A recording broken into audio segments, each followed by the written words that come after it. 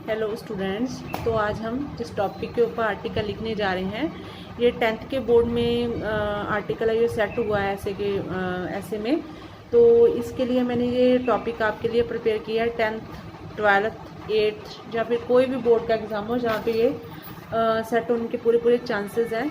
तो आज हम बात करेंगे ग्लोबल वार्मिंग के लिए। जो ग्लोबल वार्मिंग है, हमारे धरती का जो टेम्परेचर है अर्थ का, वो बढ़ रहा है दिन ब दिन और वो खतरे के लेवल पे जा रहा है। तो उस टॉपिक में मैंने ये आर्टिकल प्रिपेयर किया है। तो चलिए इसको ट्रांसलेशन के साथ शुरू करते हैं।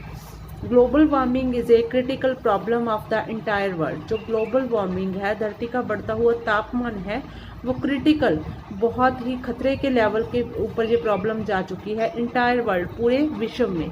And this situation is the latest alarm for earth environment. तो ये क्या है, सिचुएशन ऐसी बन चुकी है कि हमारे एनवायरनमेंट, हमारे वातावरण के लिए एक अलार्म बज चुका है कि ग्लोबल वार्मिंग है जो इस कदर बढ़ रही है कि एक तरह के अलार्मिंग की सिचुएशन हो चुकी है।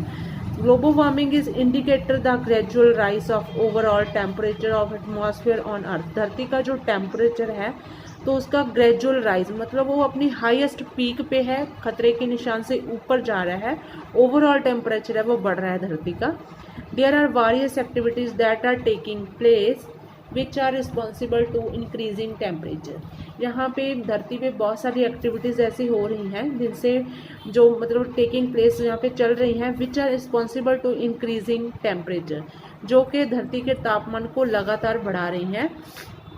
तो इसके bad impacts of global warming, इसके बुरे प्रभाव क्या पड़ रहे हैं। वैसे तो ग्लोबल वार्मिंग अपने आप में एक प्रॉब्लम है, तो इसके बुरे प्रभाव जो इंसान की ज़िंदगी पे या फिर अर्थ की होंद पे ये पड़ रहे हैं, तो वो डिस्कस करते हैं।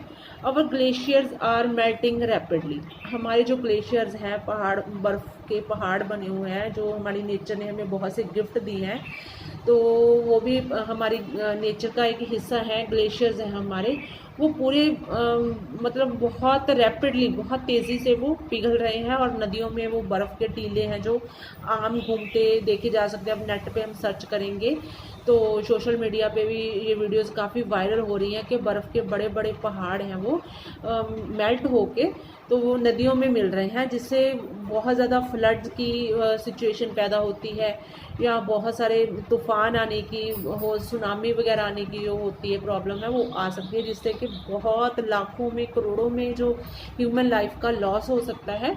तो इस तरह से ये इसका सबसे पहला प्रभाव क्या है कि हमारे ग्लेशियर है बहुत तेज़ी से मेल्ट हो रहे हैं। This is harmful for our human life and as well as for earth also. तो ये हमारी ह्यूमन लाइफ के लिए तो ख़तरनाक है ही है, लेकिन उससे भी ज़्यादा ये किसके लिए ख़तरनाक हो चुके हैं, अर्थ के लिए। हम धरती पे ही हमारी ज़िंदगी संभव है, तो इसके लिए भी वो उतना ही खतरनाक है। Global warming is occurred when carbon dioxide, green house gases and other air pollution gets collect in the atmosphere.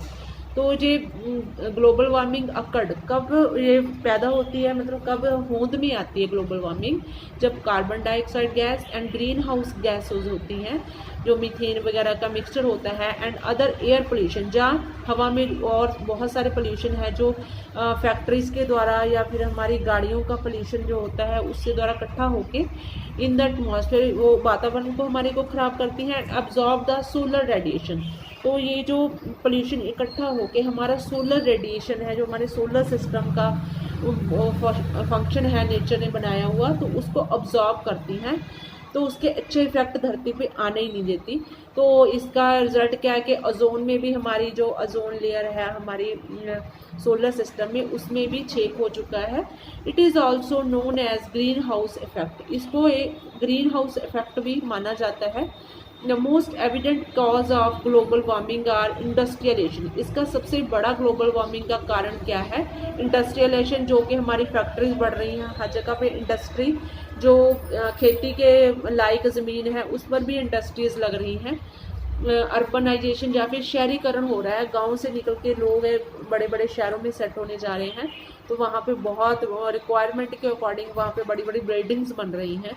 तो वो क्या है, वहाँ की ज़मीन है जो फार्मिंग के लिए ज़मीन यूज़ होती थी तो वो बिक रही है, बिकने के बाद वहाँ पे बड़ी बड़ी बिल्डिंग्स खड़ी हो रही हैं। Burning of fossil fuel, fossil fuel होता है जो इलेक्ट्रॉनिक वेस्ट होता है हमारा, या फिर पॉलीथीन्स वगैरह होते हैं, तो उनको जब जलाया जाता है तो उससे भी क्या है, ग्लोबल वार्मिंग हमारी बढ़ती है, एटमॉस्फेयर में टेम्परेचर में बड़ी राइज आता देखने के लिए। And fast changing human lifestyle, और हमारी ज़िंदगी है जो ह्यूमन की, वो भी बहुत तेज़ी से बदल रही है, ये भी एक बड़ा कारण है।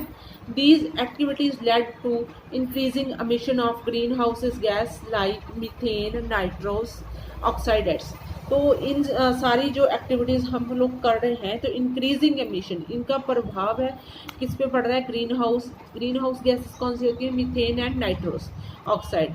तो इस तरह से इसका जो मिक्सचर है वो ग्लोबल वार्मिंग के लिए एक अलार्मिंग सिचुएशन पैदा कर रहा है। Stopping this increasing temperature is not impossible. तो ये हमने इसके बैड इफेक्ट तो डिस्कस कर लिए, लेकिन इसको रोका कैसे जा सकता है। इंक्रीजिंग टेम्परेचर, हमारे बढ़ते हुए तापमान को, धरती का तापमान, एटमॉस्फेयर का तापमान जो बढ़ रहा है, इज़ नॉट इम्पॉसिबल, ये असंभव नहीं है, मुश्किल ज़रूर है लेकिन असंभव नहीं है।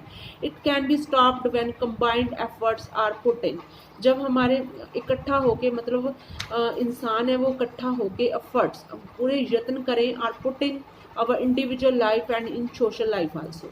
इससे हमारी जो हम अपनी पर्सनल लाइफ है या फिर सोशल लाइफ है, उसमें हम कई सारे चेंजेस करके तो इस ग्लोबलाइजेशन को रोक सकते हैं।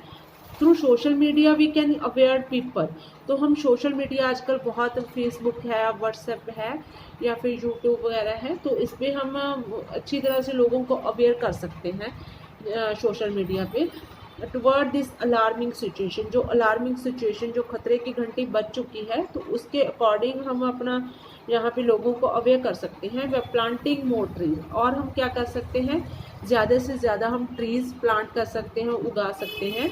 Saving every drop of water, और बिना यूज़ के, या फिर हम वेस्ट अपना पानी है जो हम डेली यूज़ में, ड्रिंकिंग वाटर हो या फिर नहाने का पानी हो, उसको हम एवरी ड्रॉप को जितना हो सके उसको सेव करें।